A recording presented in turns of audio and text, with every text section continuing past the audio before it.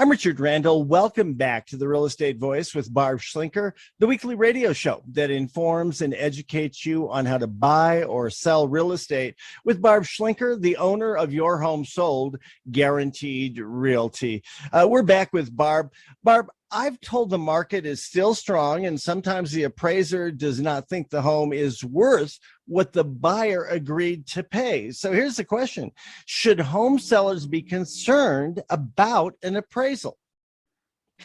Well, Richard, it's kind of a fun time to sell a home. Like the best time is when you have a whole bunch of offers to choose from and you get to pick the best one. That's a blast, okay? But some sellers are reaching for the moon on pricing, or worse yet, if you get multiple offers on your home, the buyer's offers could go way above market value. And some agents actually use that as a strategy in order to get a contract, and in hopes that, oh, maybe the appraisal will say it's not worth that much and walk the price back down. And nobody wants a contract failure. Once you go under contract, you want it to succeed and get to closing. So there's ways that you can make sure that everything goes smoothly. So first of all, an appraisal is only needed if the buyer is getting a loan. If you have a cash buyer, which is happening more and more in this market, we have more cash investors coming in and purchasing homes, many of which are buy and hold investors. One of them is called Home Partners. Have you ever heard of them, Richard? No, but I'm sure you're going to tell me about them. Yeah, so they're a Chicago-based, like a hedge fund. They've been buying in this market since I think 2012. And their thing is, if any real estate agent can find somebody willing to rent that home for up to 1 year, and that person qualifies as the tenant goes and picks the home, and then this hedge fund comes in and pays many times over asking price cash and purchases the home for cash. And then after closing, they rent it out to that tenant. The benefit to the tenant is they actually have the option to purchase that home down the road once their financial situation gets back on track. And they could stay for as long as 5 years. And usually the annual price appreciation is probably less than the market appreciation. So it's a good deal for the tenant. All they have to do is go get financing and they can own that home down the road, but they get to live in the home that they're going to buy. A lot of benefits to it because the seller doesn't have to worry about an appraisal. Typically, the inspection is not too super picky, and it's a nice, smooth transaction. And the buyer pays for title insurance, which saves the seller probably $1,500. Right now, they're purchasing in this market for prices up to $600,000. Actually, have one closing this week. But if the buyer that you select is getting a loan, the reason why we sit down when we talk with sellers about pricing, I'd love to get every seller multi-million-dollar if I could. Okay, but it's about what the market's willing to pay, correct? And so when you figure out what a home is worth, you're looking at similar sales, same type of property that have sold in the last few months, preferably the last 6 months, but you can go back as far as a year. So that's why we look at it. An appraisal is an opinion of value. So it's an outside party that comes in.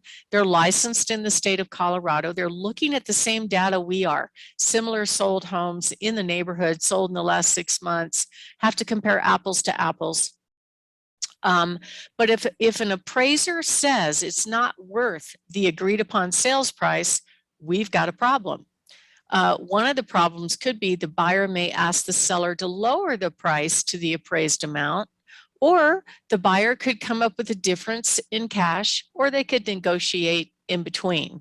So it's an issue that could derail it if either party gets very strict about it. And one of our specialties is helping home sellers price what I call realistically versus optimistically. That way they get the most amount of money, and we have some guarantees in place to protect them. So generally, when you put your home on the market, if you price it realistically, you're going to have access to a majority of the buyers. that are in that buyer population. What I mean by that is if you overprice a home, the market's going to tell you right away.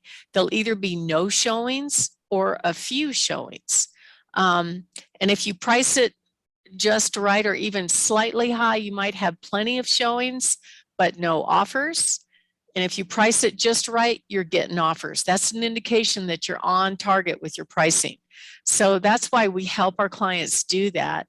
But a lot of people naturally want to get the most amount of money. Every time I ask a home seller, the answer, when I ask them what's most important to them, I would say probably 99.99% say price. We want the most money. And of course, that's our goal.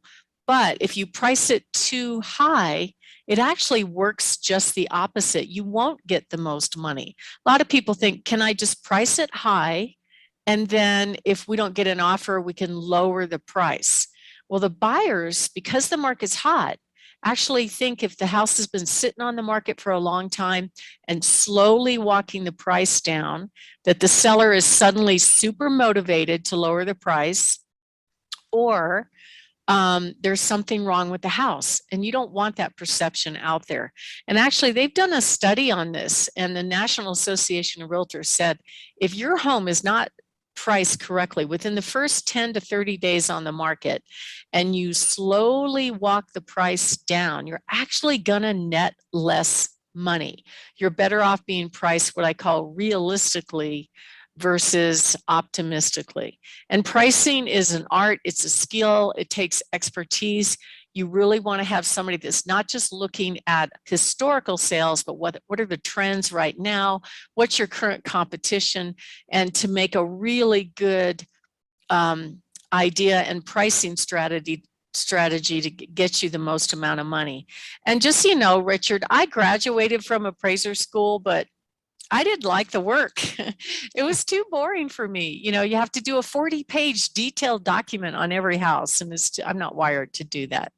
And right now, with 5,000 agents in the Pikes Peak region, 74% of them have very few sales to give you good opinions.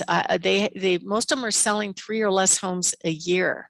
So you want to have an agent that prices it right. I recently met with the seller where they told them, oh, the house will sell for $650, and I recommended a $799, and actually sold for more than that. So there's a lot of factors that go into this. And if you want to talk to us about kind of where your home would be positioned if you put it on the market, you can give us a call at 719-301-3900 or go to barbhasthebuyers.com. Richard? You're listening to The Real Estate Voice. That's Barb Schlinker of Your Home Sold Guaranteed Realty. And you can always reach her at 719-301-3900. Barb, what are some things a home seller can do about an appraisal? Well, basically, first of all, you want to make sure you hire a really good agent that understands the market and is taking a look at all those factors.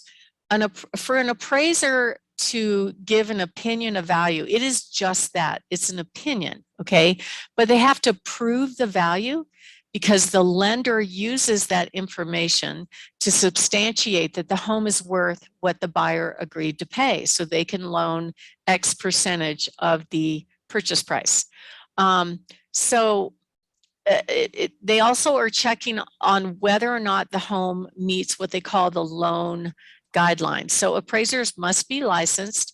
They have to use similar sales. They can make adjustments for a rising market. They've been really good lately, actually, as far as coming in pretty strong with their appraisals.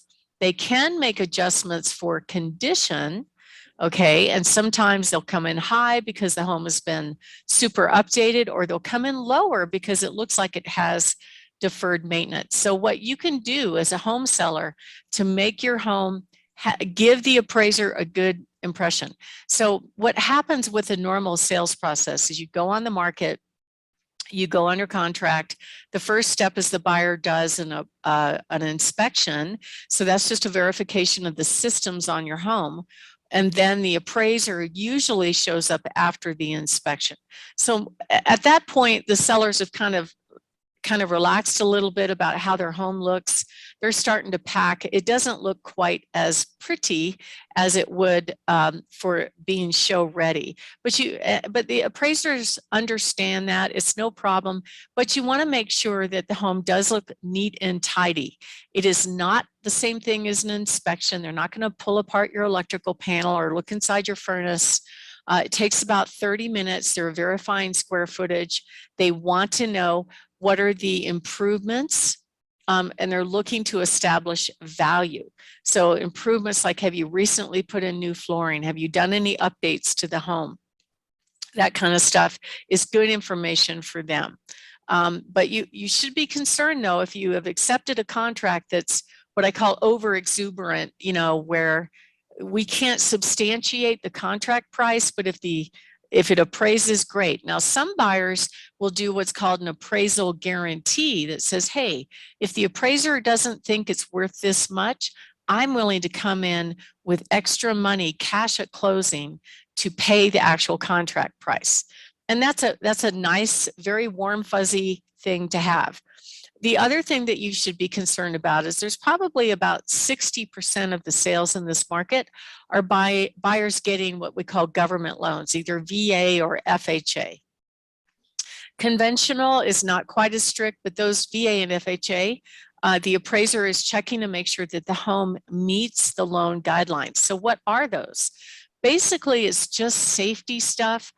No trip hazards. They're really strict about peeling paint on the outside, including the outbuildings, any exposed electrical wire, broken windows, missing stair rails, missing outlet covers, sometimes window well covers. So if you have a deep window well that it's easy for a kid to fall in, I've had appraisers ask for those to be covered up. The interesting part, though, is it's not an obligation of the seller to fix those things.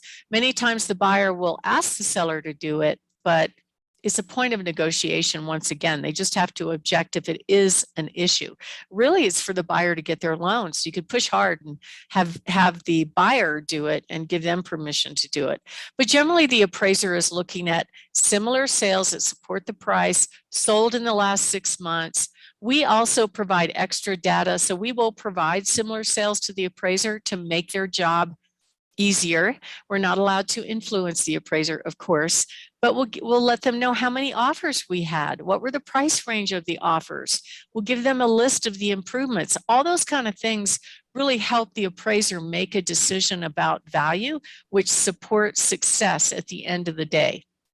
Here's another thing about appraisals which are really interesting, which is many home sellers want to know what price the appraisal came in, and very rarely do the buyers share it with us. In fact, most of the time we never hear about it. What they do is they come do an appraisal, they go away, and then that's it. That's all we hear. And the sellers are like, is this going to go okay? Is everything fine? So that's part of our services, is to follow up with the lender. Really, all we want to know is, did the appraisal come in at least contract price? And were there any things that the appraiser asked to be repaired? If not, if it came in at contract price, we're good to go. We're walking towards closing, and that's a happy thing. Richard? Barb Schlinker is the agent who can help you with great homework on pricing to get top dollar.